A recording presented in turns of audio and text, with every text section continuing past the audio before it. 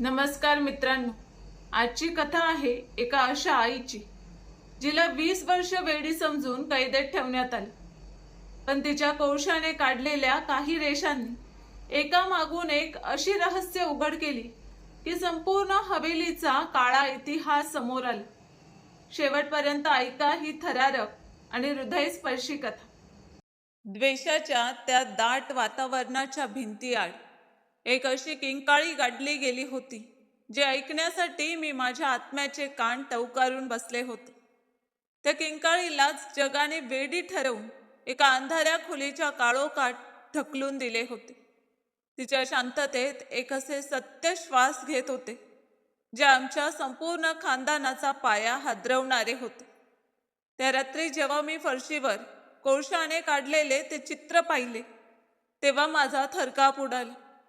कारण त्या काही वेडेपणाच्या रेघोट्या नव्हत्या, तर 20 वर्षांपासून रचल्या जात असलेल्या एका भयंकर कटाचा पर्दाफाश करणाऱ्या खुणा होत्या. त्या कटाचे वर्णन ऐकले की आजही माझा श्वास अडकतो. मी एका मध्यमवर्गीय कुटुंबातील मुलगी होते. लग्नाबद्दल माझ्याही मनात तीच पारंपरिक स्वप्ने होती जी प्रत्येक मुलगी पाहत असते. मी जेव्हा पहिल्यांदा माझ्या सासरच्या त्या विशाल आणि जीर्ण झालेल्या हवेलीत पाऊल ठेवले तेव्हा हवेत एक विचित्र जडपणा आणि जुन्या लाकडाच्या कुबट वासाचे मिश्रण पसरलेले होते. माझा नवरा रवी शांत स्वभावाचा माणूस होता, पण त्याच्या चेहऱ्यावर नेहमी एक अनाकलनीय ताण दिसत असे, ज्याचा अर्थ त्यावेळी मला समजला नव्हता. घरातील मोठे दीर विराट हे रुबाबदार आणि कठोर स्वभावाचे व्यक्ती होते. त्यांच्या शब्दाविरुद्ध जाण्याची हिंमत या घरातील कोणालाही नव्हती. लग्नाच्या सुरुवातीचे काही आठवडे विधी आणि रीतिरिवाजांमध्ये गेले, पण जसजसा ढोल ताशांचा गजर ओसरला तसतसे मला त्या हवेलीच्या शांततेत दडलेले हुंदके ऐकू येऊ लागले. घराच्या अगदी शेवटच्या टोकाला, जिथे सूर्यकिरणही पोचण्याआधीच हरवून जात असत, तिथे एखाद्या काळ कोठडीसारखी एक खोली होती. तिच्या दाराला नेहमी एक जड साखळी लटकत असे. एके दिवशी मी अंगणात कपडे वाळत घालत होते तेव्हा मी पाहिले की एक मोलकरीण एक जुनी मळकी ॲल्युमिनियमची ताटली घेऊन त्या खोलीकडे जात होती. त्या ताटलीत 2 सुक्या भाकऱ्या आणि पाण्यासारखे पातळ लोणचे होते. मी तिला त्याबद्दल विचारले तेव्हा तिने घाबरून नजर खाली घातली आणि फक्त एवढेच म्हणाली की धाकट्या मालकीन, तिकडे पाहू नका, नाहीतर मोठे साहेब रागवतील. माझी जिज्ञासा आणि माया जागी झाली. मी याबाबत अधिक चौकशी केली तेव्हा समजले की ती दुसरी कोणी नसून माझी सख्खी जेठाणी अनुराधा होती. ती गेली 20 वर्ष त्या अंधारात कैद होती. घरात तिच्याबद्दल बोलणेच बंद होते.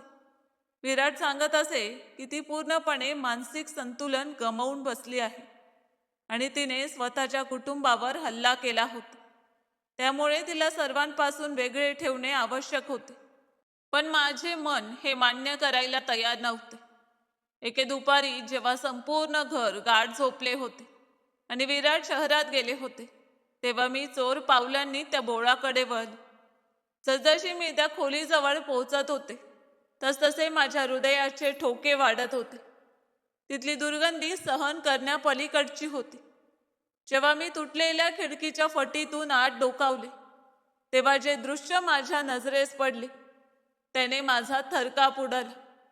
एका कोपऱ्यात धूळ आणि घाणीच्या ढिगाऱ्यावर एक स्त्री बसली होती. तिचे केस इतके गुंतले होते की त्यांच्या जटा झाल्या होत्या. तिच्या अंगावरील कपडे चिंध्या झाले होते आणि तिची त्वचा पिवळी पडून हाडांना चिकटल्यासारखी दिसत होती. अचानक तिने आपले डोके वर केले. तिच्या डोळ्यात, देवा, ते डोळे जणू 20 वर्षांचा काळोख त्यांना गिळून गेला होता.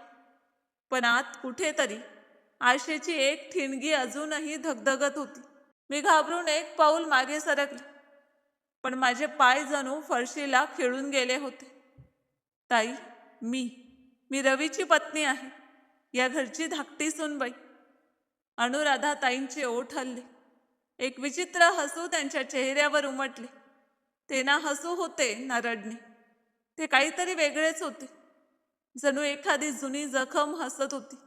मी धीर एकवटला आणि हळू आवाजात विचारलं की ताई, तुम्ही खरंच वेड्या आहात का? इथे नेमकं काय घडलं आहे? त्यांनी आपल्या हाडकुळ्या बोटाने फरशीवर कोळशाने काढलेल्या रेघोट्यांकडे इशारा केला. त्या रेघोट्यांनी एक भयानक चित्र आकार घेतले होते.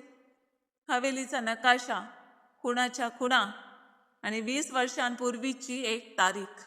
मी त्या खोलीतून बाहेर पडले आणि मनोमन शपथ घेतली की हे सत्य मी जगासमोर आणणारच. पण त्या हवेलीच्या भिंती आता माझ्यावरही दडपण आणू लागल्या होत्या. प्रत्येक रात्री त्या कोळशाच्या रेघोट्या माझ्या स्वप्नात येत आणि सांगत असत की ही कहाणी अजून संपलेली नाही. हे कट कारस्थान अजूनही सुरू आहे. त्या खोलीत ती मुकी झाली होती की तिने बोलणेच सोडून दिले होते हे समजत नव्हते. ती आपल्या नखांनी फरशी खालच्या कठीण मातीवर ओरखडे काढत बसायची. तिच्या नखातून रक्त वाहत होते, पण तिच्या चेहऱ्यावर वेदनेची कुठलीही छटा नव्हती. जणू तिने वेदना जाणवणेच सोडून दिले होते. जेव्हा तिची नजर माझ्या नजरेला भिडली तेव्हा मला तिच्यात वेडेपणा नव्हे तर अथांग दुःख आणि गूढ शांतता दिसली, जी काहीतरी सांगण्याचा प्रयत्न करत होती. त्याच क्षणी मी ठरवले की मी या स्त्रीला अशा अवस्थेत मरू देणार नाही. मी माझ्या वाट्याचे जेवण एका स्टीलच्या ताटलीत नीट वाढले आणि चोरून तिच्याकडे घेऊन गेले. जेव्हा मी साखळी काढून दरवाजा उघडला तेव्हा ती घाबरून एका कोपऱ्यात जाऊन बसली आणि हातांनी आपला चेहरा झाकून घेतला. जणू तिला वाटत होते की मी तिला मारणार आहे. मी प्रेमाने म्हणाले की ताई, घाबरू नका, मी तुमची धाकटी सुनबाई आहे. मी तिच्यासमोर गरम पराठा आणि भाजी ठेवली. त्या जेवणाचा सुगंध कदाचित अनेक वर्षानंतर तिच्या नाकापर्यंत पोचला होता. तिने थरथरणाऱ्या हातांनी एक घास उचलला आणि तो तोंडात टाकताच तिच्या डोळ्यातून मोठमोठे अश्रू वाहू लागले. ते अश्रू तिच्या कोरड्या आणि सुरकुतलेल्या गालांवरून ओघळत ताटलीत पडत होते. ती जेवण खात नव्हती तर आपली भूक, वेदना आणि असहाय्यता गिळत होती. मी पाहिले की तिच्या पायातील बेड्यांनी तिची त्वचा खोलवर कापली होती आणि तिथे गंभीर जखमा झाल्या होत्या. मला रवी आणि विराट यांचा प्रचंड राग येत होता. एखादी व्यक्ती आजारी असली म्हणून तिला जनावरांप्रमाणे वागवण्याचा अधिकार कोणाला मिळतो? पुढील अनेक दिवस हा माझा नित्यक्रम बनला. मी घरच्यांपासून लपून तिच्याकडे जात असे, तिच्या जखमा स्वच्छ करत असे आणि तिला पोटभर जेवू घालत असे.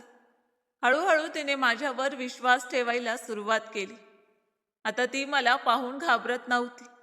उलट माझ्या पावलांचा आवाज ऐकताच तिची नजर दरवाजाकडे वळत असे. पण तिच्यात होत असलेल्या या बदलासोबत घरातील वातावरणही बदलू लागले.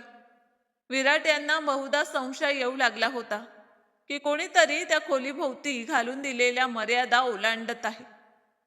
एके दिवशी जेवणाच्या वेळी विराट यांनी रवीला विचारले की ऐकलेस का, अनुराधाची तब्येत सुधारत चालली आहे. तिला इतकं जेवण कोण देत आहे? रवीने माझ्याकडे पाहिले. त्याच्या डोळ्यात भीती स्पष्ट दिसत होती. तो मला म्हणाला की तुम्ही त्या वेड्या बाईजवळ जाऊ नका, ती धोकादायक आहे. मी त्याला विचारले की ती धोकादायक का आहे? तिने कधी कोणाला इजा केली आहे का? हे ऐकताच विराट यांनी आपली मूठ आवळली आणि रागाने म्हणाले की प्रश्न विचारू नका सुनबाई.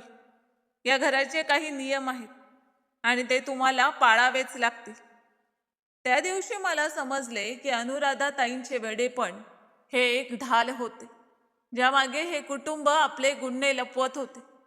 त्या मुक्या होत्या, पण त्यांच्या शांततेत एक प्रचंड आक्रोश दडला होता, जो मला स्पष्ट ऐकू येत होता. मी लक्षात घेतले की त्या बहुतेक वेळा फरशीवर कोळशाच्या तुकड्यांनी काहीतरी रेखाटण्याचा प्रयत्न करत असत. ते कोणतेही साधे चित्र नव्हते, तर काही रेघोट्या होत्या, ज्या एखाद्या मार्गाकडे इशारा करत होत्या. एका रात्री जेव्हा मी त्यांच्यासाठी पाणी घेऊन गेले तेव्हा मला त्यांच्या डोळ्यात एक विचित्र चमक दिसली. जणू त्या मला एखादा इशारा देण्याचा प्रयत्न करत होते. त्यांनी माझा हात घट्ट पकडला आणि आपल्या कापलेल्या जिभेकडे बोट दाखवले. माझा श्वास अडकला. त्यांच्या बाबतीत नेमके काय घडले असेल या विचाराने माझे मन सुन्न झाले. 20 वर्ष हा आयुष्याचा मोठा काळ असतो आणि त्यांनी तो काळ अशा एका कोपऱ्यात घालवला होता जिथे उजेड सुद्धा यायला घाबरत असे. जसजशी त्यांची शारीरिक शक्ती परत येऊ लागली तसतसा त्यांच्या चेहऱ्यावर एक दृढ निश्चय दिसू लागला. त्या आता भिंतीवर अधिक स्पष्ट रेघोट्या काढू लागल्या होत्या. घरातील पुरुष रात्री उशिरापर्यंत जागे राहून काहीतरी योजना आखत असत आणि हवेलीच्या जुन्या तळघराकडे जात असत. मला हळूहळू असे वाटू लागले की माझे या घरात येणे हा केवळ योगायोग नव्हता. कदाचित नियतीनेच मला अनुराधाताईंचे सत्य जगासमोर आणण्यासाठी इथे पाठवले होते. एका रात्री मुसळधार पाऊस कोसळत होता आणि विजांचा कडकडाट सुरू होता. त्याच वेळी मला अनुराधाताईंच्या खोलीतून काहीतरी पडल्याचा आवाज आला. मी घाईघाईने तिकडे धावले, पण तिथे पोहोचल्यावर पाहते तर त्या खोलीत नव्हत्याच. खिडकीच्या सळ्या ज्या वर्षानुवर्ष गंजून कुमकुवत झाल्या होत्या त्या तुटलेल्या होत्या. माझ्या काळजाचा ठोका चुकला. मी घाबरतच फरशीकडे नजर टाकली. तिथे कोळशाने एक मोठा नकाशा काढलेला होता. तो नकाशा आमच्या हवेलीचाच होता, पण त्यात काही असे भाग दाखवले होते ज्यांची मला कधीच माहिती नव्हती. नकाशाच्या मध्यभागी एक गडद काळा डाग होता आणि त्याच्या आसपास रक्ताचे छोटे छोटे ठिपके पाडलेले होते. तो नकाशा पाहताच माझ्या अंगावर काटा आला, कारण ते कोणत्याही वेड्या व्यक्तीचे चित्र नव्हते, तर एका विस्कळीत आणि भयानक सत्याचा आरखडा होता. त्या नकाशात एक असा गुप्त मार्ग दाखवला होता जो सरळ हवेलीच्या मागील बागेत असलेल्या जुन्या समाधीकडे जात होता. मला समजत नव्हते की एक मुख्य आणि वर्षानुवर्ष कैदेत ठेवलेली स्त्री या घराच्या गुप्त रचनेबद्दल इतके अचूक ज्ञान कसे बाळगू शकते. कदाचित ती गेली 20 वर्ष हा नकाशा आपल्या मनात जपून ठेवत होती.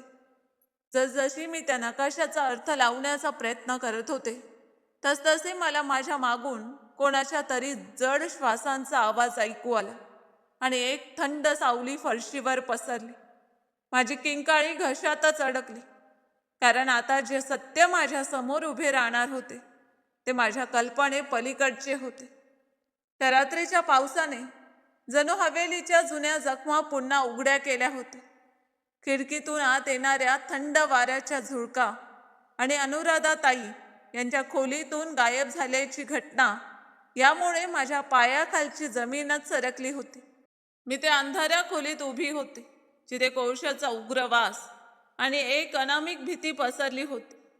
फरशीवर काढलेला तो नकाशा एखाद्या गूढ कोड्याप्रमाणे माझ्या डोळ्यांसमोर तरंगत होता. मी अजून स्वतःला सावरायचा प्रयत्न करत होते. तेवढ्यात मागून विराट यांची उंच सावली माझ्यावर येऊन थांबली. त्यांच्या डोळ्यात अशी क्रूरता होती जी मी यापूर्वी कधीच पाहिली नव्हती. त्यांनी कठोर आवाजात विचारले की तुम्ही इथे काय करत आहात सुनबाई? मी तुम्हाला सांगितले नव्हते का की त्या अशुभ बाईजवळ जाऊ नका? मी थरथरत त्या नकाशाकडे बोट दाखवण्याचा प्रयत्न केला, पण विराट यांनी चपळाईने आपला पाय त्यावर फिरवला आणि कोळशाच्या त्या रेघोट्या धुसर करून टाकल्या. त्यानंतर त्यांनी माझा हात घट्ट पकडला, मला बाहेर ओढून नेले आणि त्या खोलीला पुन्हा जाड साखळ्यांनी बंद करून टाकले. पुढील 2 दिवस अनुराधाताईंचा कुठेही मागमूस नव्हता. घरातील इतर सदस्य मात्र असे वागत होते जणू काहीच घडले नव्हते. रवी माझ्यापासून नजर चुकवत होता.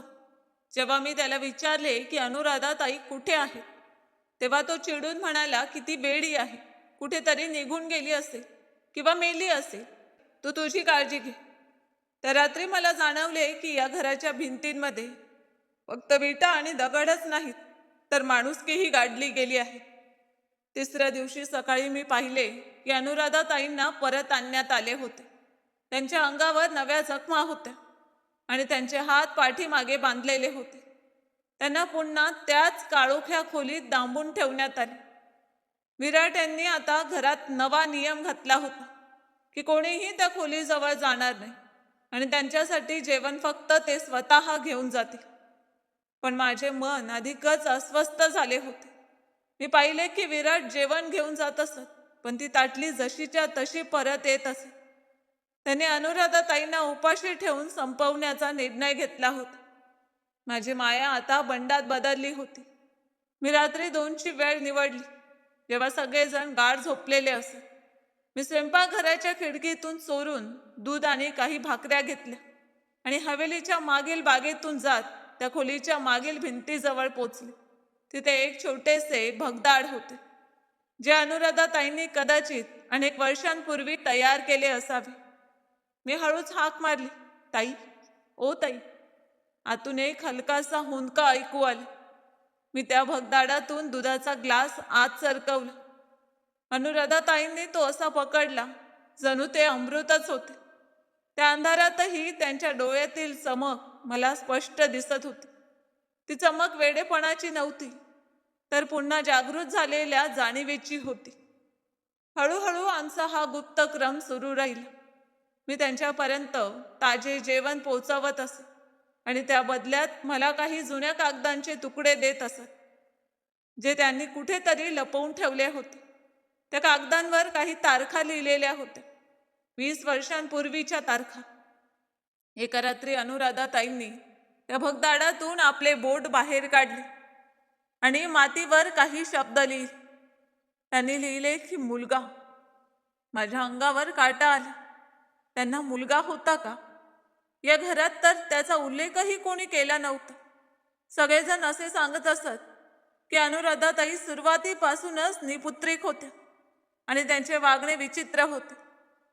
तेव्हा मला आठवले की विराट यांच्या खोलीत एक जुने कपाट आहे, जे नेहमी बंद असते. एके दिवशी विराट शिकारीसाठी बाहेर गेले असताना मी धीर एकवटून त्यांच्या खोलीत शिरले.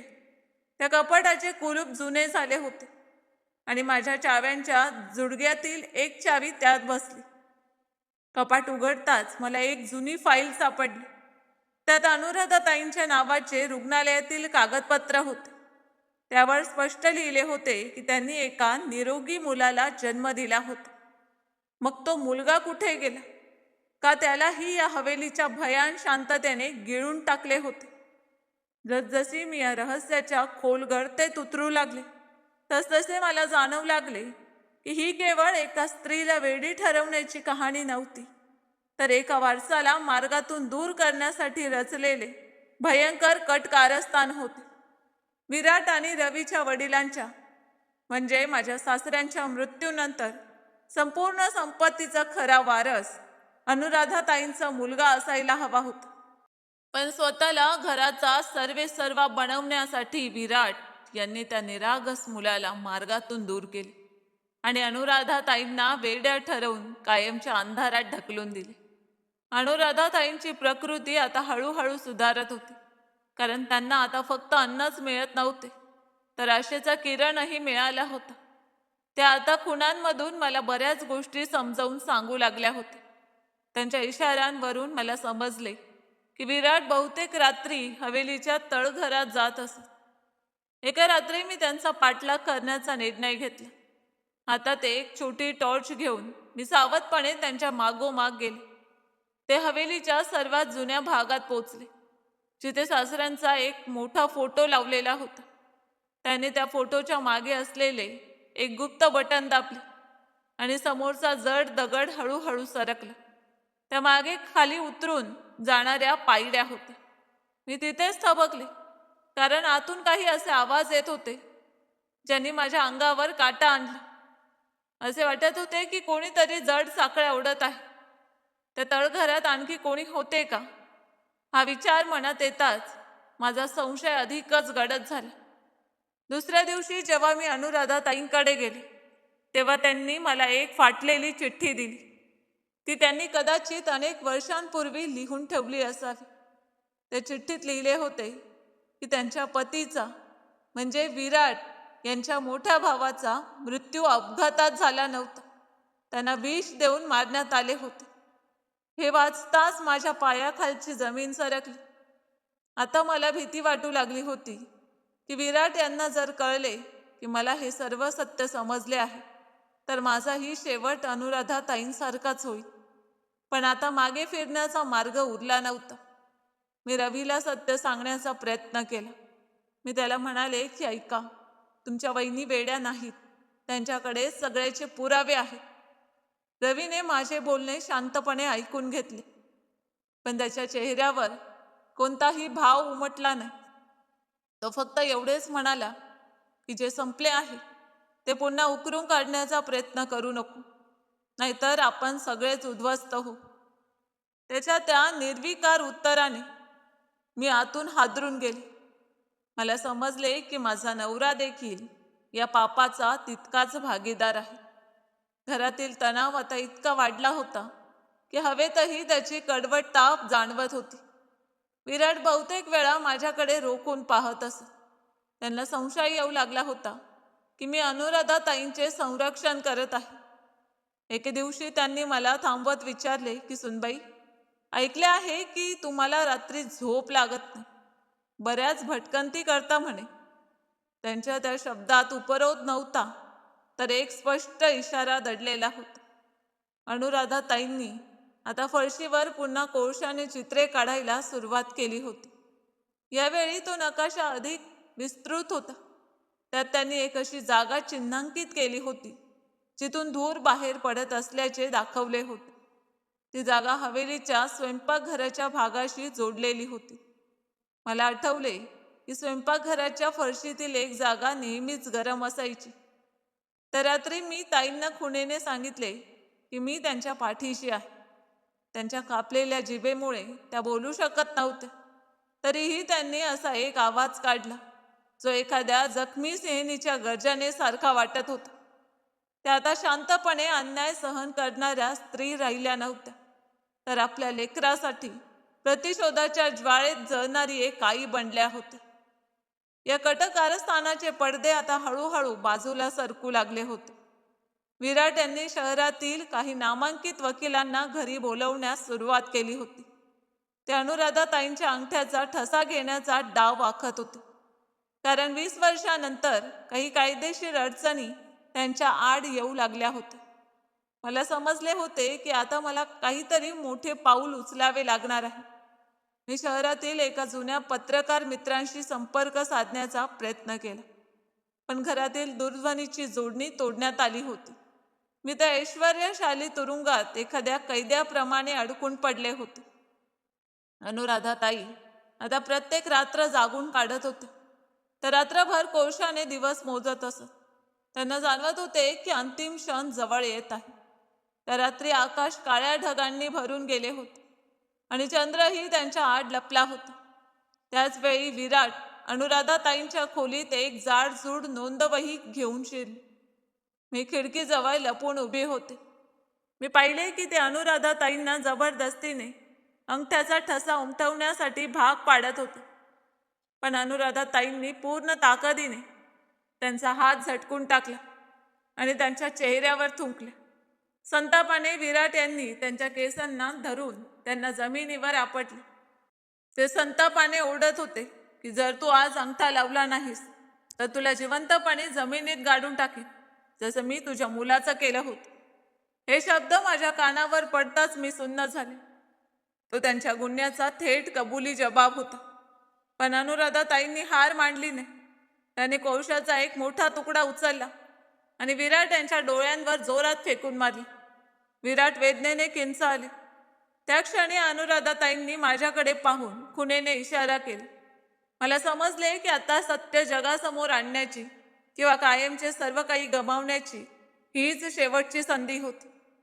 सस्पेन्स आता आपल्या अंतिम टप्प्यावर येऊन पोचला होता. अनुराधा ताईंनी काढलेला तो नकाशा केवळ हवेलीचा मार्ग दाखवणारा नव्हता, तर तो एका भयान सत्याकडे नेणारा दरवाजा होता, जिथे या कुटुंबाची सर्व पापे गाडली गेली होती.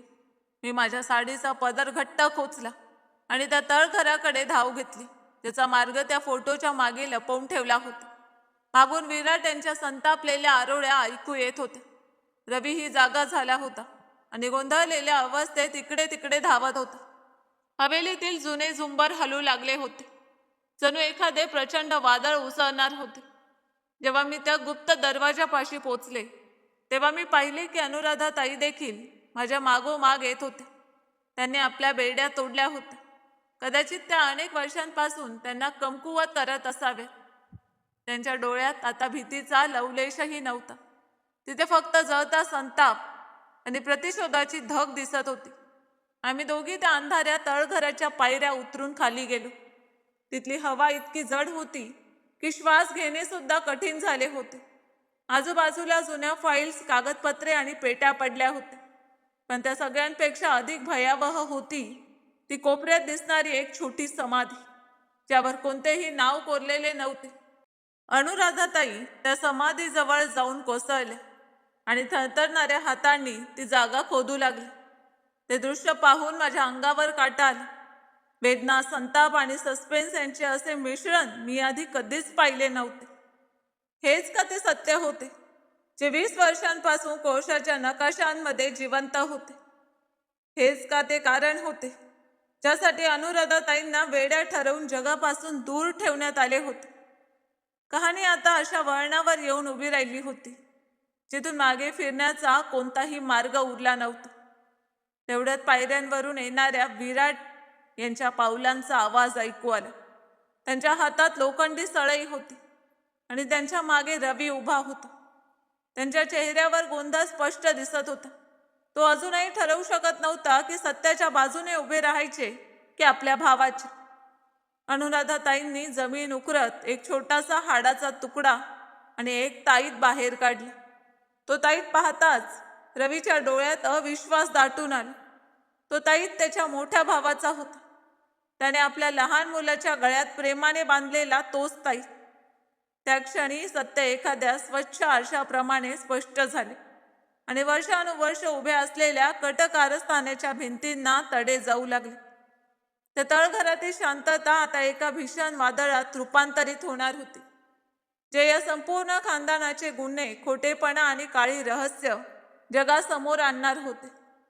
अनुराधाताईंचे ते वर्षानुवर्षांचे मौन, त्यांचे सहन केलेले दुःख आणि त्यांची न संपणारी प्रतीक्षा, हे सर्व प्रत्यक्षात या हवेलीच्या नियतीत लिहिलेल्या विनाशाचीच सुरुवात होती. त्या थंड आणि गुदमरून टाकणाऱ्या तळघरात शांतता इतकी गडद होती की मला माझ्याच हृदयाचे ठोके नगारांसारखे ऐकू येत होते. अनुराधाताईंनी जशी ती माती बाजूला सारली आणि तो ताईत बाहेर काढला, तसे हवेत एक विचित्र शिरशिरी पसरली, ज्याचे वर्णन करणे अशक्य होते. रवीच्या चेहऱ्यावर उमटलेली वेदना हे सिद्ध करत होती की तो या पापाबद्दल पूर्णपणे अनभिन्न नव्हता. आपल्या भीतीने आणि लोभाने त्याने स्वतःचे अंतरात्मास गहाण ठेवले होते. पायऱ्यांवर लोखंडी सळी हातात घेऊन उभे असलेल्या विराट यांच्या डोळ्यात आता भीती नव्हती, तर विकृत वेडेपणा भरला होता. त्यांनी एक मोठा खदखदाट केला. तो आवाज तळघराच्या भिंतीवर आदळून आणखी भयान वाटू लागला. ते संतापाने ओरडले की जे तुम्ही शोधून काढलं आहे तेच खरं आहे. हो, हेच ते सत्य आहे जे मी 20 वर्षांपूर्वी या मातीत गाडून टाकलं होतं. आणि तुम्हाला वाटतं की ही हाडं आणि हा ताईत तुम्हाला न्याय मिळवून देतील? अनुराधा, तू एक वेडी बाई आहेस आणि ही सुनबाई सुद्धा आता वेडीच ठरेल. विराट आमच्या दिशेने पुढे सरकू लागले. मी अनुराधाताईंचा हात धरला आणि त्यांना मागे ओढण्याचा प्रयत्न केला. तेव्हाच माझ्या लक्षात आले की त्यांच्या चेहऱ्यावर काहीतरी विलक्षण बदल घडत होता. त्यांच्या डोळ्यातील वर्षानुवर्षांचा रिकामेपणा आणि वेदना अचानक ज्वालामुखीप्रमाणे धगधगू लागली. त्यांनी आपल्या कापलेल्या जिभेतून असा एक आवाज काढला जो एखाद्या जखमी प्राण्याचा नव्हता, तर आपल्या लेकरासाठी लढणाऱ्या आईचा होता. त्यांनी मला एका बाजूला ढकलले आणि स्वतः विराट यांच्या समोर जाऊन उभे राहिले. त्यांनी वर्षानुवर्ष घासून कमकुवत केलेल्या बेड्या आता त्यांच्या हातात शस्त्राप्रमाणे चमकत होत्या. रवी मात्र तिथे स्तब्ध उभा होता. मी त्याला हलवून म्हणाले की रवी, काहीतरी करा. किती वेळ तुम्ही तुमच्या भावाच्या या रक्तरंजित खेळाकडे पाहत उभे राहणार आहात? तुम्हाला तुमच्या भाच्याची आठवणही येत नाही का, ज्याला तुम्ही स्वतःच्या मांडीवर खेळवत होता. रवीच्या डोळ्यात अश्रू दाटून आले, पण त्याचे पाय थरथरत होते आणि तो जागेवरच खेळून उभा राहिला होता. विराट यांनी लोखंडी सळई उचलली आणि अनुराधाताईंवर वार करण्याचा प्रयत्न केला, पण ताईंनी अतिशय चपळाईने स्वतःचा बचाव केला आणि आपल्या साखळ्यांनी विराट यांच्या हातावर जोरदार प्रहार केला. लोखंडावर लोखंड आदळल्याचा आवाज संपूर्ण तळघरात घुमला. त्या क्षणी मला जाणवले की अनुराधाताई गेली 20 वर्ष फक्त शांतपणे यातना सहन करत नव्हत्या. त्या प्रत्येक दिवशी स्वतःची ताकद साठवत होत्या. त्या प्रत्येक दिवशी या क्षणाची वाट पाहत होत्या. त्यांच्या मनात वर्षानुवर्ष धुमसत असलेला विद्रोह आता पूर्णपणे बाहेर पडला होता. मी पाहिले की खोलीच्या फरशीवर काढलेल्या त्या कोळशाच्या नकाशात आणखी एक मार्ग दाखवलेला होता, जो यापूर्वी माझ्या लक्षात आला नव्हता. तो मार्ग सरळ हवेलीच्या मुख्य दालनाकडे जात होता, जिथे सासऱ्यांचा मोठा फोटो लावलेला होता. अनुराधाताईंनी खुणांमधून मला समजावून सांगितले की मला तिथे पोचायलाच हवे. मला समजले की तिथे असे काहीतरी दडलेले आहे, जे या संपूर्ण कहाणीचा शेवट करू शकते. मी वेड्यासारखी पायऱ्यांकडे धाव घेतली. विराट यांनी मला अडवण्याचा प्रयत्न केला, पण अनुराधाताईंनी त्यांना मागून पकडले. त्या जणू जखमी सिंहिणीप्रमाणे त्यांच्यावर तुटून पडले. मी मुख्य दालनात पोचले तेव्हा माझा श्वास धापा टाकत होता. तिथे सासऱ्यांच्या फोटो शेजारी एक जुने घड्याळ लावलेले होते, जे अनेक वर्षांपासून बंद पडले होते. अनुराधाताईंनी नकाशात त्या घड्याळाजवळ एक खास चिन्ह काढले होते. मी थरथरणाऱ्या हाताने त्या घड्याळामागे हात घातला आणि मला एक जुनी चावी सापडली. ती पितळी चावी होती आणि त्यावर अ हे अक्षर कोरलेलं होते. अनुराधा. माझे हात थरथरत होते. मी ती चावी घेऊन पुन्हा तळघराकडे धावत सुटले, जिथे आता जीवघेणा संघर्ष सुरू होता. विराट यांनी अनुराधाताईंना खाली पाडले होते आणि ते त्यांच्यावर प्रहार करण्यासाठी पुढे सरसावले होते. तेवढ्यात मी मोठ्याने ओरडले, थांबा, माझ्याकडे ही चावी आहे. क्षणात विराट यांचा चेहरा पांढरा फटाक पडला. त्यांना बहुधा चांगलेच ठाऊक होते की ती चावी कोणत्या तिजोरीची आहे. ते माझ्यावर झेपावले, पण यावेळी रवी त्यांच्या आडवा आला. पहिल्यांदाच त्याने आपल्या मोठ्या भावाचा हात घट्ट पकडला आणि ठाम आवाजात म्हणाला की बस करा भाऊसाहेब, खूप झालं.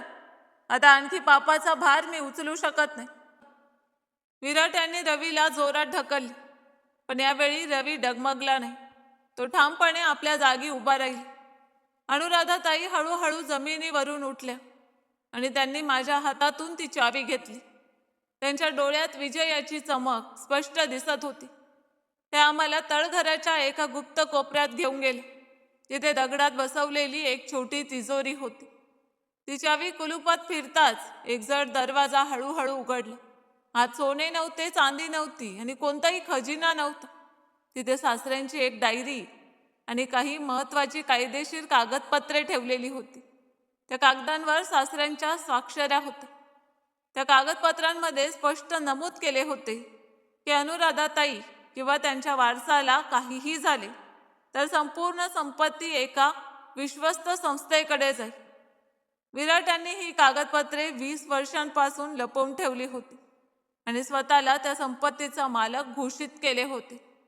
सत्याचा तो भार इतका प्रचंड होता की मला वाटले जणू संपूर्ण हवेलीचे छप्पर आमच्यावर कोसळले. अनुराधाताईंनी ती डायरी आपल्या छातीशी घट्ट कवटाळली. त्या डायरीच्या शेवटच्या पानांवर सासऱ्यांनी लिहून ठेवले होते की त्यांना आपल्या आजाराबद्दल संशय वाटू लागला होता. त्यांना भीती होती की त्यांचाच मुलगा त्यांना हळूहळू विष देत आहे. अनुराधाताईंनी हे सर्व स्वतःच्या डोळ्यांनी पाहिले होते आणि जेव्हा त्यांनी त्याला विरोध करण्याचा प्रयत्न केला तेव्हा त्यांची जीभ कापण्यात आली आणि त्यांचे लेकरू त्यांच्यापासून हिरावून घेण्यात आले. हा विचार मनात येताच माझ्या हृदयात वेदनेचा हुंदका दाटून आला. एका आईने 20 वर्ष कशी काढली असतील. त्या प्रत्येक दिवशी त्या अंधाऱ्या खोलीत बसून आपल्या लेकराच्या समाधीजवळ भाकरी खात होते. त्या लेकराला त्यांनी स्वतःच्या डोळ्यांसमोर मातीत गाडले जाताना पाहिले होते. त्यांचे मौन हे वेडेपण नव्हते, ती एक तपश्चर्या होती. विराट यांनी आता जणू सर्व काही गमावले होते. ते तिथल्याच फरशीवर कोसळले आणि मोठ्याने रडू लागले. पण त्यांच्या अश्रूंमध्ये पश्चाताप नव्हता. तिथे फक्त उघडकीस आल्याची भीती होती. रवीने तत्काळ पोलिसांना फोन केला. जेव्हा पोलीस तिथे पोचले आणि तळघरातील जागा उकरण्याचे काम सुरू झाले, तेव्हा संपूर्ण गाव तिथे जमा झाले. लोकांच्या चेहऱ्यावर आश्चर्य, अविश्वास आणि भीती स्पष्ट दिसत होती. ज्या स्त्रीला त्यांनी 20 वर्ष वेडी समजले होते, जिची थट्टा केली होती, तिच्याकडे आज ते आदराने पाहत होते. अनुराधाताई त्यांच्या समोर दुःख, त्याग आणि सहनशीलतेचे जिवंत प्रतीक बनून उभ्या होत्या. पोलिसांनी विराट यांच्या हातात बेड्या ठोकल्या. त्यांना घेऊन जात असताना अनुराधाताई त्यांच्या समोर जाऊन उभ्या राहिल्या. त्यांनी एक शब्दही उच्चारला नाही, फक्त आपली कापलेली जीभ दाखवली. ते दृश्य इतके हृदयद्रावक होते की तिथे उपस्थित असलेल्या एका पोलीस अधिकाऱ्याच्याही डोळ्यात पाणी तरळले. हवेली आता शांत झाली होती. रवीने माझ्याकडे येऊन माफी मागितली, पण मी त्याला म्हणाले की माफी माझ्याकडे नाही, अनुराधाताईंकडे मागा. अनुराधाताईंनी त्याला क्षमा केलं खरं, पण त्यांच्या नात्यात निर्माण झालेली दरी कधीच भरून निघणार नव्हती. तरीही या कहाणीतील सर्व रहस्य अजून संपलेली नव्हती. त्या रात्री जेव्हा सगळीकडे शांतता पसरली होती, तेव्हा अनुराधाताईंनी मला आपल्या जवळ बोलावलं. त्यांनी मला त्या कोळशाच्या नकाशाजवळ नेले आणि त्यावरील एका अशा जागेकडे बोट दाखवले, जी माझ्या यापूर्वी कधीच लक्षात आली नव्हती. ती जागा आमच्या खोलीच्या खाली होती. त्यांनी मला ती जागा खोदण्याची खूण केली. मी तिथली माती बाजूला सारू लागली. काही वेळाने मला एक छोटासा पेटारा सापडला. मी तो उघडला. आज सासऱ्यांची खरी मृत्यूपत्रिका ठेवलेली होती, जी त्यांनी अनेक वर्षांपूर्वी तयार करून सुरक्षित ठेवली होती. त्या मृत्यूपत्रिकेत स्पष्ट नमूद केले होते की ही संपत्ती अनुराधाताई आणि माझ्या नावे राहील, जेणेकरून विराट आणि रवी यांना त्यावर कोणताही हक्क सांगता येणार नाही. सासऱ्यांना कदाचित आधीच जाणवले होते की या घराचा खरा वारस जपण्याची ताकद घरातील सुनांमध्येच आहे. अनुराधाताईंनी ती मृत्यूपत्रिका माझ्या हातात दिली आणि मग प्रथमच त्यांच्या चेहऱ्यावर एक शांत, समाधानाने भरलेले स्मित उमटले. हे स्मित मुक्तीचे होते. 20 वर्षांचा अंधार अखेर दूर झाला होता, तरीही त्या आठवणींचा भार आमच्या मनावर कायम राहणार होता. तो कोळशाचा नकाशा, त्या निशब्द किंकाळ्या आणि त्या थंड फरशीचा स्पर्श, हे सर्व माझ्या अस्तित्वाचा भाग बनले होते. मी खिडकीतून बाहेर पाहिले. सकाळची पहिली किरण हवेलीच्या त्या अंधाऱ्या कोपऱ्यावर पडत होती, जिथे अनुराधाताईंनी आपल्या आयुष्यातील 20 वर्ष घालवली होती. रहस्य, वेदना आणि संघर्षाचा हा प्रवास आता एका नव्या वळणावर येऊन पोचला होता. न्याय मिळाला होता. सत्य जगासमोर आले होते. पण 20 वर्षांचे ते आयुष्य परत आणणे कोणाच्याही हातात नव्हते, जे द्वेष, लोभ आणि सत्तेच्या हव्यासाचे बळी ठरले होते. अनुराधाताईंनी माझा हात धरला आणि आम्ही दोघी त्या काळोख्या कोठडीतून बाहेर पडलो, कायमच्या. त्या रात्री हवेलीच्या वातावरणात जो जडपणा जाणवत होता, तो केवळ येणाऱ्या वादळाचा इशारा नव्हता, तर अनेक वर्ष दडवून ठेवलेल्या रहस्यांच्या ओझ्याने निर्माण झालेला होता. ती रहस्य आता हळूहळू आपल्या अंधारातून बाहेर येऊ लागली होती. विराट यांच्या अटकेनंतर आणि तळघरातील त्या भयंकर रहस्याचा उलगडा झाल्यानंतर मला वाटले होते की आता सर्व काही शांत होईल. पण खरी मानसिक झुंज तर आता सुरू झाली होती. पोलीस विराट यांना घेऊन गेल्यानंतर हवेलीमध्ये शांतता पसरली खरी, पण त्या शांततेतही अस्वस्थतेची एक छाया होती.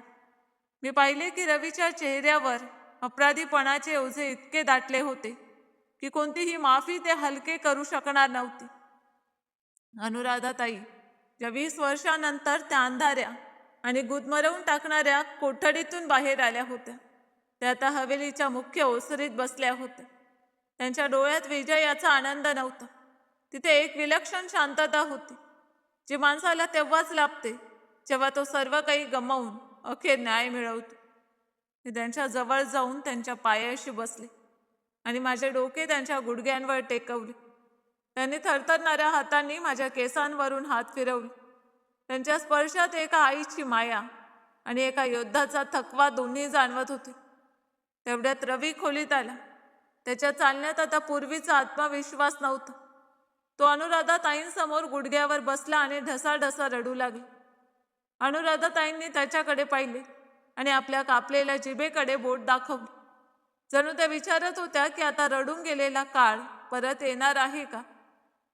रवीने कबूल केले की अनेक वर्षांपूर्वी विराट यांनी त्याला धमकावले होते.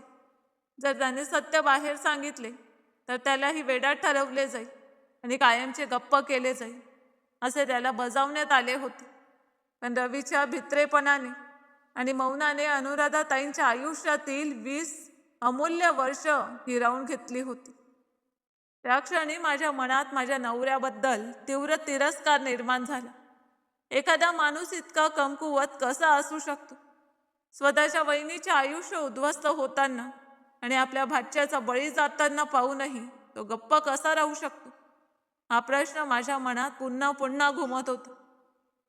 त्या रात्री मी आणि अनुराधाताईंनी ठरवले की आम्ही हवेलीच्या त्या भागात राहायचे जिथे कधी प्रकाश पोहोचत नव्हता, जेणेकरून या कुटुंबाने वर्षानुवर्ष लपवून ठेवलेल्या सत्याचे उरलेले तुकडे आम्हाला शोधता येतील.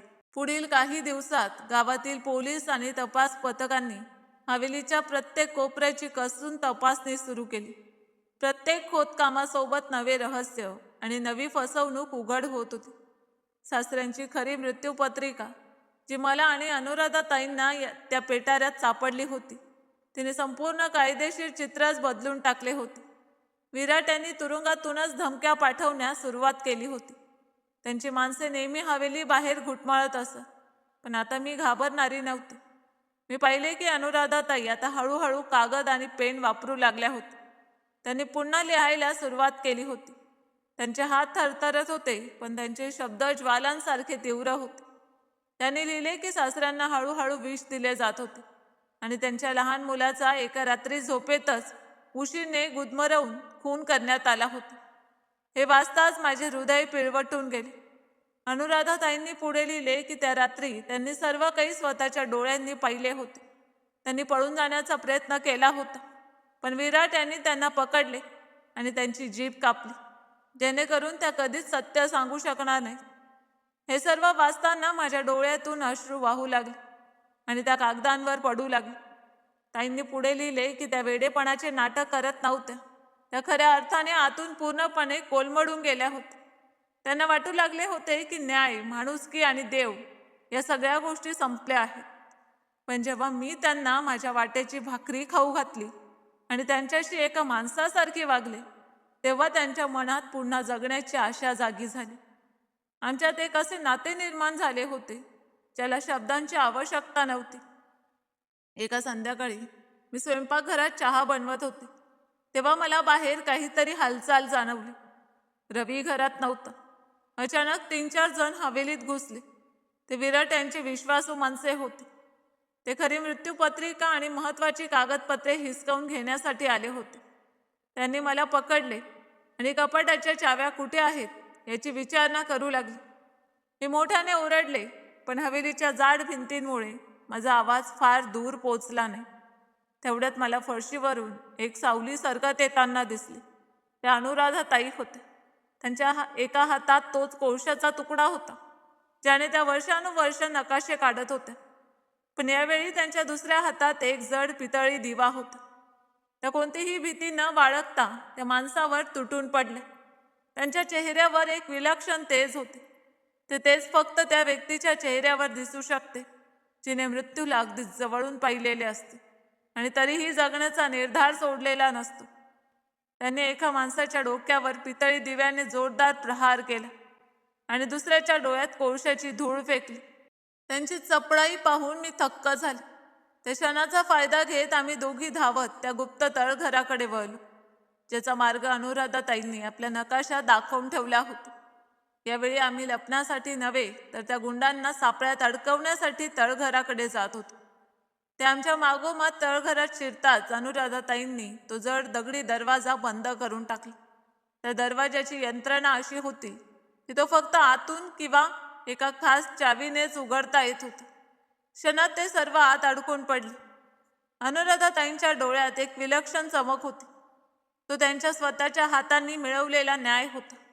पोलीस आल्यानंतर त्या माणसांना बाहेर काढून ताब्यात घेण्यात आले. त्या घटनेनंतर सर्वांना समजले की अनुराधाताई आता पूर्वीसारखे असह्य राहिलेल्या नव्हते. मात्र या सर्व घटनांनी मला आतून हादरवून टाकले होते. मला वाटू लागले की आम्ही कधीच पूर्णपणे सुरक्षित राहू शकणार नाही. रवी परत आल्यावर मी त्याला स्पष्ट शब्दात सांगितले की मी आता त्याच्यासोबत राहू शकत नाही. जो माणूस सत्य दडपण्यासाठी आपल्या माणसांचे आयुष्य उद्ध्वस्त होताना गप्प बसू शकतो, तो माझा आधार कधीच होऊ शकत नाही. रवीने मला समजावण्याचा खूप प्रयत्न केला, पण अनुराधाताईंनी माझा हात धरला आणि मला आपल्या जवळ घेतले. त्यांच्या डोळ्यातील संदेश अगदी स्पष्ट होता. आम्ही स्त्रिया एकमेकींचा आधार आहोत. त्या रात्री आम्ही हवेलीच्या अंगणात मोठी शेकोटी पेटवली.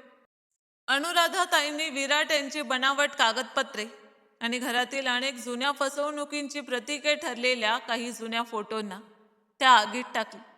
जसजशा ज्वाळा आकाशाकडे झेपावत होत्या तसे मला जाणवत होते की 20 वर्षांपासून साचलेला तो काळा धूर हळूहळू विरघळून जात आहे. पण तेवढ्यात अनुराधाताईंनी मला आणखी एका खोलीकडे खुणावली. ती सासऱ्यांची खास ग्रंथालयाची खोली होती. तिथल्या एका कपाटामागे त्यांनी पुन्हा कोळशाने एक छोटंसं चिन्ह काढलं होतं. मी त्या जागेची पाहणी केली. तिथे मला एक जुनी डायरी सापडली. ती अनुराधाताईंच्या पतीची डायरी होती. त्या डायरीत काही अशा गोष्टी लिहिलेल्या होत्या ज्यांनी मला अक्षरशः हादरवून सोडलं.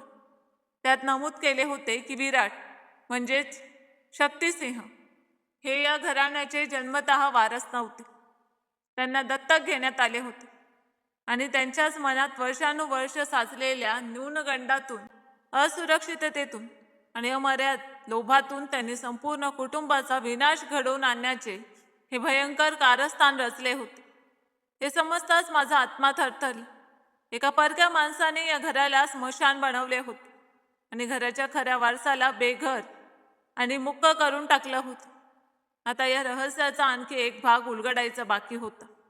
तर घरात ज्या मुलाची कबर सापडली होती त्या ठिकाणी अनुराधा देदी नेहमी जाऊन तासन तास बसत असत. एक रात्री मी त्यांना तिथे रडताना नव्हे तर हसताना पाहिले. त्या छोट्याशा समाधीजवळ बसून अंगाई गीत म्हणत होत्या.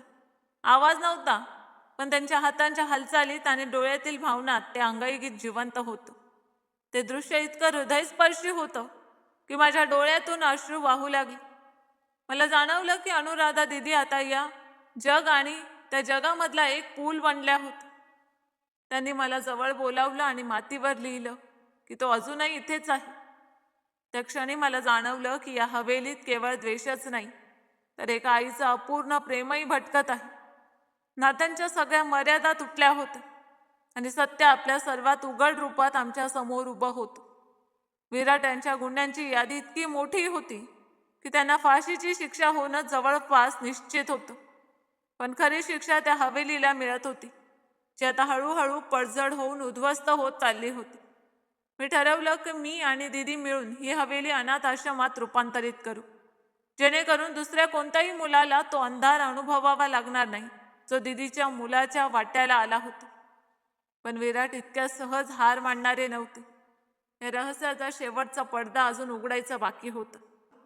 तुरुंगातून एक बातमी आली आणि आमच्या पायाखालची जमीन सरकली. विराट तुरुंगातून पळून गेले होते आणि त्यांचं पुढचं लक्ष आम्हीच होतो. ती रात्र आमच्यासाठी प्रलयाची रात्र ठरणार होती. कोळशाचा तो नकाशा जो दीदींनी फरशीवर काढला होता त्यात एक शेवटचा मार्ग दाखवला होता जो त्यांनी आतापर्यंत लपून ठेवला होता. तो सुटकेचा मार्ग नव्हता तर शेवटच्या संघर्षाचा मार्ग होता. हवेलीवर घोंगावणाऱ्या काळ्या ढगांनी सूर्याची शेवटची किरणही गिळून टाकली होती आणि संपूर्ण गावात ही बातमी वाऱ्यासारखी पसरली होती की शक्तिसिंह तुरुंगाच्या सलाखा तोडून पळून गेला आहे.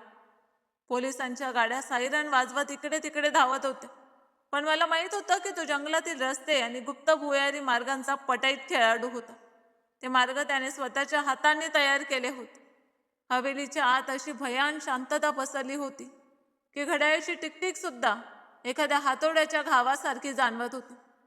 अनुराधा दिदी गेल्या काही दिवसांपासून थोड्या शांत होत्या, पण ही बातमी कळताच त्या अचानक सावध झाल्या.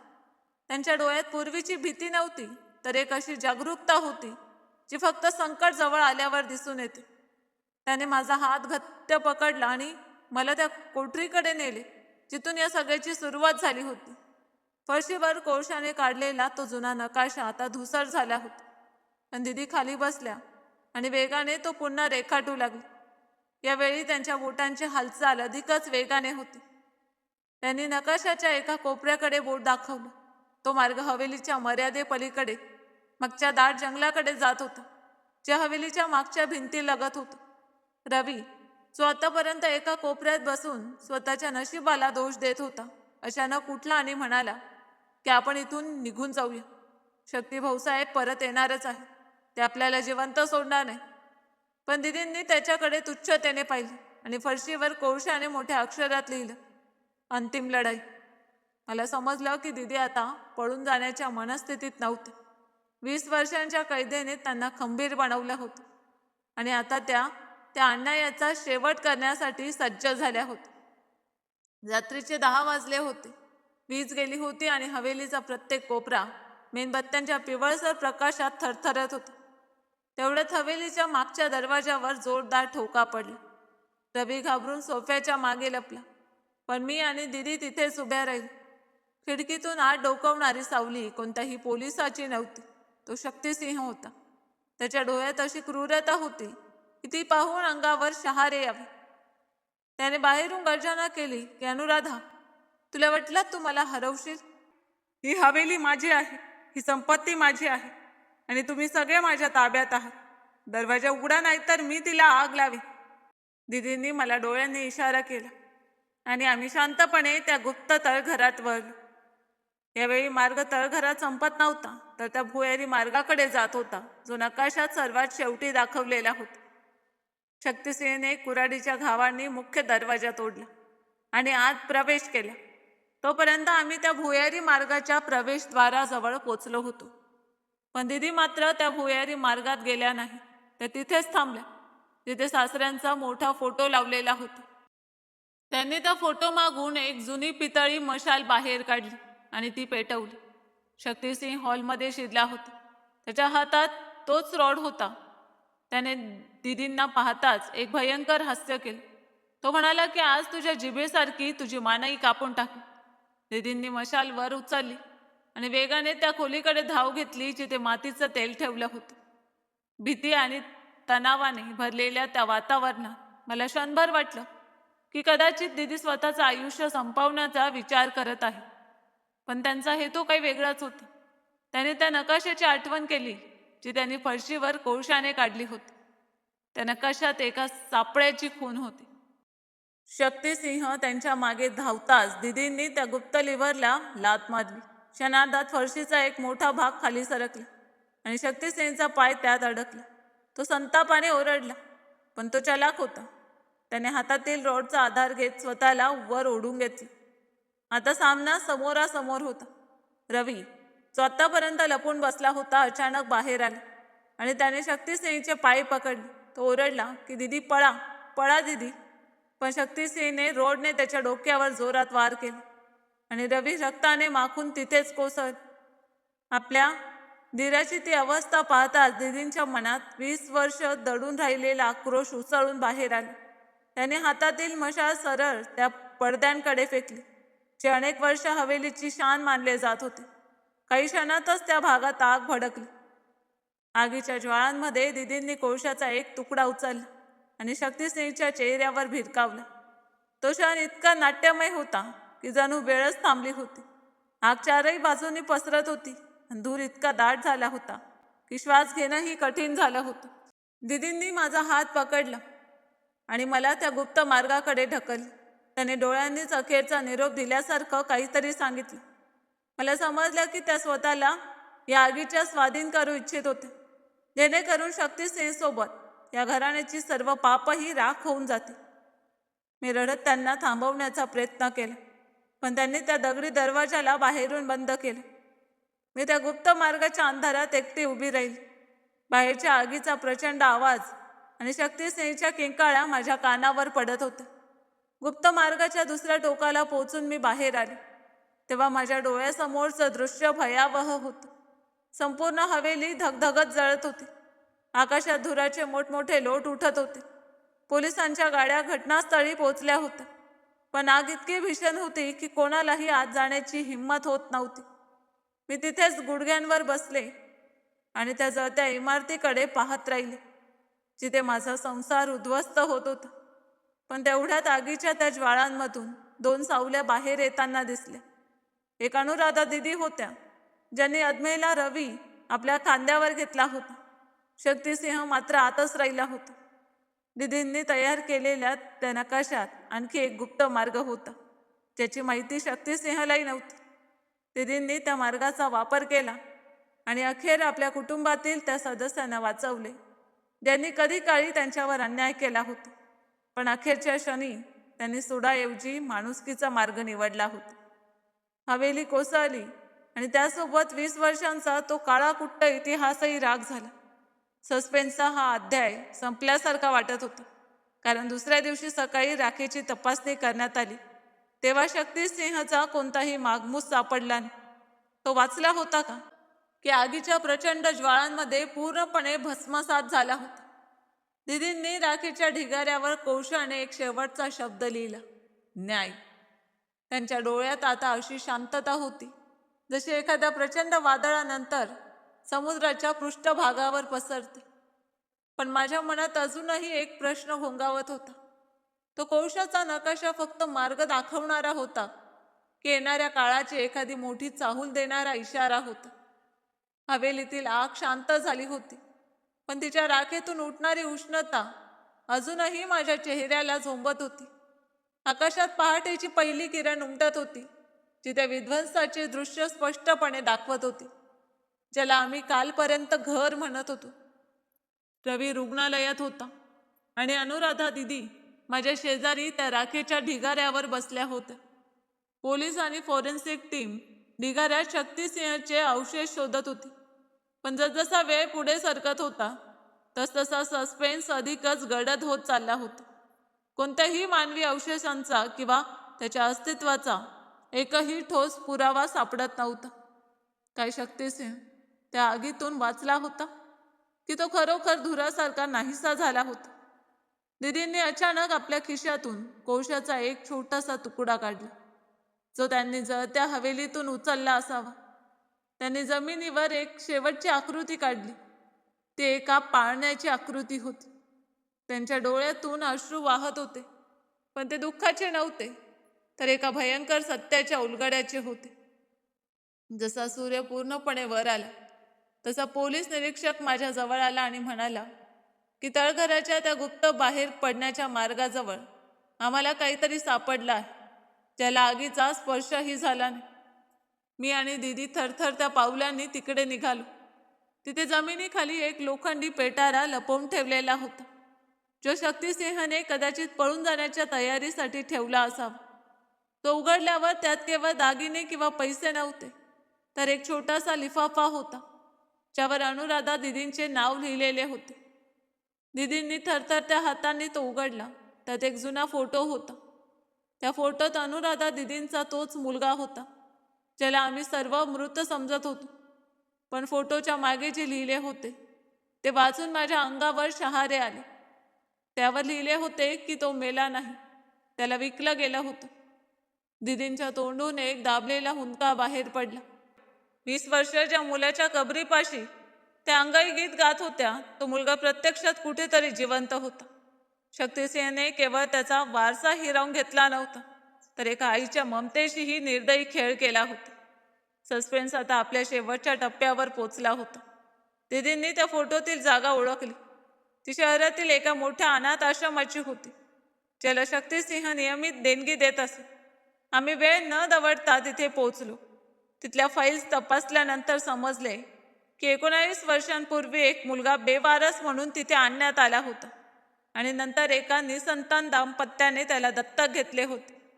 दिदींची अस्वस्थता आता सहनशक्तीच्या पलीकडे गेली होती. पोलिसांच्या मदतीने त्या दाम्पत्याचा शोध घेण्यात आला. ते शहरातीलच एका भागात राहत होते. जेव्हा आम्ही त्यांच्या घरासमोर पोचलो, तेव्हा एक उंच देखणा तरुण बाहेर येत होता. त्याचा चेहरा अगदी दिदींच्या पतीसारखा होता. तेच तीक्ष्ण नाक आणि तेच खोल डोळे. दीदींनी त्याला पाहताच आपले हात पसरले. त्यांचा आवाज नव्हता, पण त्यांच्या हृदयाची तगमग जणू साऱ्या परिसराला ऐकू येत होती. तो तरुण थांबला. त्याला माहीत नव्हते की ही जखमांच्या खुणा अंगावर घेऊन उभी असलेली स्त्री कोण आहे. पण जेव्हा त्याची नजर दीदींच्या डोळ्यांवर पडली तेव्हा त्याच्या मनात काहीतरी हलले. त्याच्या गळ्यात तोच ताईत होता जो दीदींनी त्याला लहानपणी घातला होता.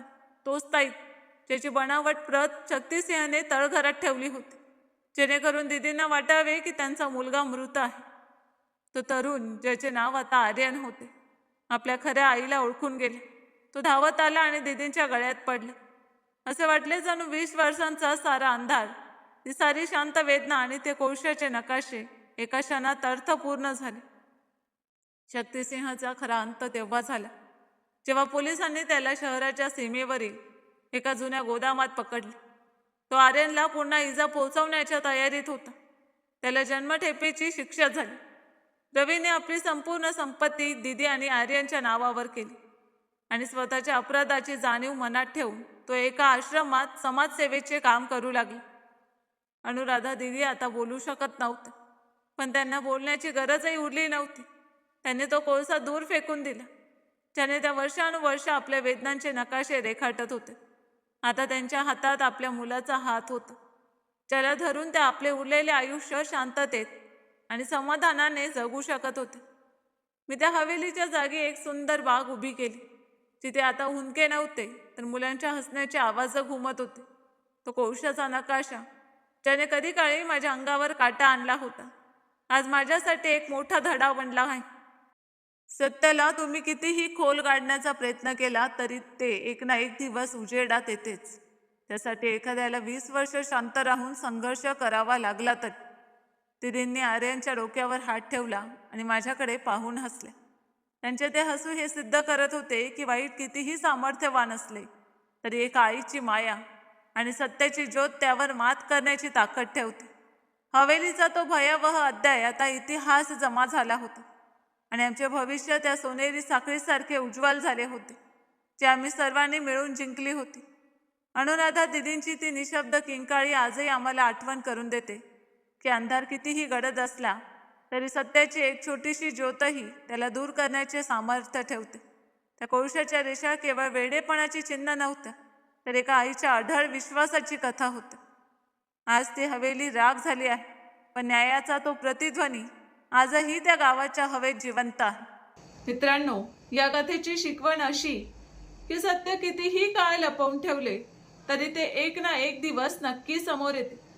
अन्याय आणि लालसेचा शेवट नेहमी वाईटच असतो, तर संयम, धैर्य आणि प्रेम यांचा विजय होतो. एका आईचे प्रेम आणि तिचा विश्वास कोणत्याही संकटापेक्षा मोठा असतो.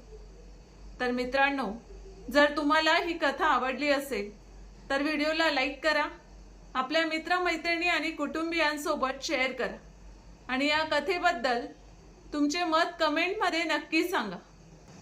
अशाच हृदयस्पर्शी आणि रहस्यमय कथा ऐकण्यासाठी आमच्या चॅनलला सबस्क्राईब करायला विसरू नका. धन्यवाद.